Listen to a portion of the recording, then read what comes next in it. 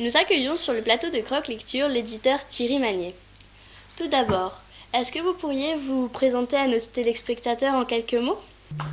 Alors me présenter, je vais essayer. Je suis donc responsable des éditions Thierry Magnier, mais aussi des éditions Actes Sud Junior et des éditions d'Urberg, où je dirige là une trentaine de personnes qui font beaucoup de livres, puisqu'on fait 250 livres chaque année, pratiquement que de la création française et en littérature jeunesse. On dit de vous que vous êtes un éditeur engagé. Êtes-vous d'accord avec cette appellation? On dit de moi des choses pareilles, c'est incroyable. Engagé, je pense que être engagé, c'est le rôle d'un éditeur. On doit toujours être engagé. Si on fait des livres qui ne servent à rien et qui ne disent rien, ce ne sont pas de vrais livres.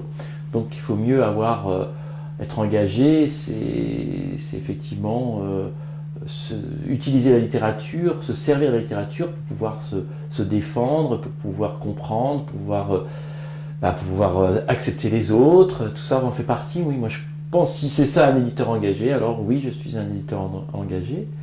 Et c'est pas toujours facile d'ailleurs d'être engagé, ça pose des problèmes parce que des fois on s'engage un peu trop et donc on a des critiques, mais c'est aussi ça la richesse de ce métier. Mais sinon, quel est votre avis sur les livres au format numérique? Est-ce que vous pensez en publier bientôt? Alors, je sais pas. Franchement, je sais pas. Pour l'instant, vous savez, on est en train de dire que le livre est mort et que maintenant c'est le numérique. Or, je connais peu de gens qui ont des lecteurs de livres numériques.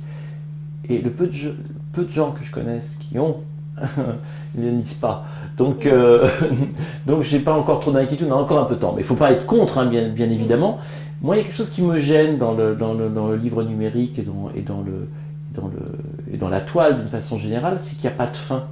Ce que j'aime dans un livre, c'est qu'il y a une fin. C'est-à-dire que quand vous prenez l'objet, vous savez qu'à un moment, ça va s'arrêter. Voilà. Alors que j'ai pensé à ça il y a très peu de temps et je me suis aperçu que, en fait, dans tout ce qui était numérique, toile, etc., rien n'était terminé. Il y avait toujours possibilité de voir encore d'autres choses. Et ça me gêne. Moi, j'aime bien les choses qui ont une fin. Mais bon, bien sûr qu'un jour ou l'autre, on mettra surtout les livres d'images, etc. Mais pour l'instant, il y a encore beaucoup de choses à faire avec les auteurs, pour les droits, et tout ça. Tout ça n'est pas réglé encore. On ne sait pas combien ça va coûter, on ne sait pas encore du tout. Et puis le nombre de personnes équipées n'est pas encore très important. D'accord. Alors, vous venez de publier Samien, le voyage vers l'outre-monde, Oui. De Colin Thibert.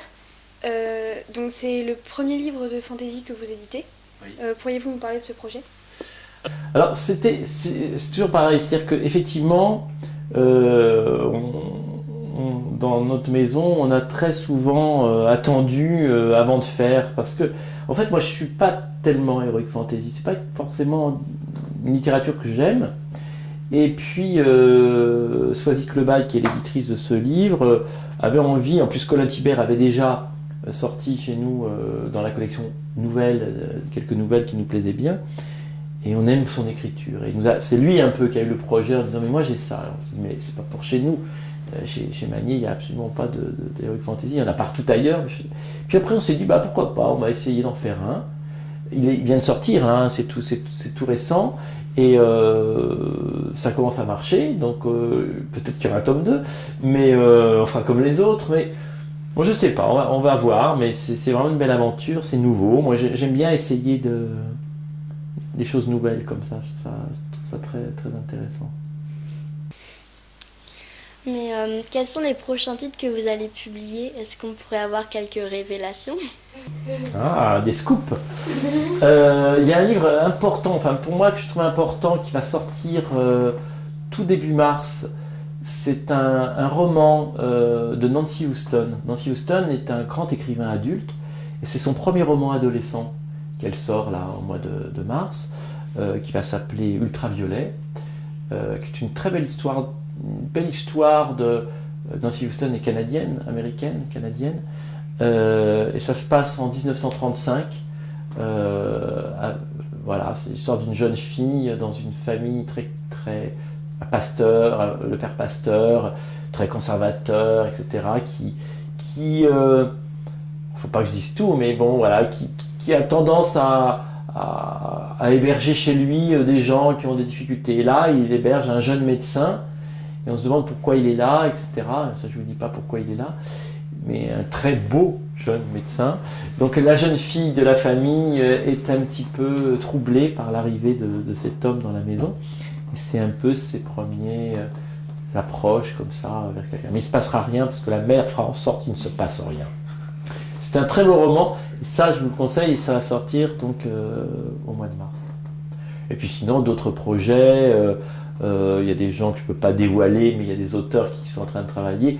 Michael Olivier, qui est un auteur de chez nous assez important, qui a fait une vingtaine de titres, dont je vois qu'il y en a un sur la table, La vie en gros, Frères de sang, en plus certains, comme ces deux bouquins-là, qui ont été en plus sont passés à la télé dans des films, enfin ont été tournés en téléfilm. Là nous sort un beau roman pour la rentrée. Quoi d'autre encore, j'en oublie, plein de choses bien, quoi.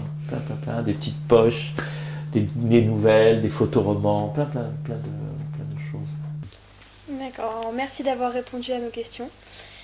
Et vous découvrirez la chronique de Samien dans le prochain numéro de Croque Lecture. Je vous remercie.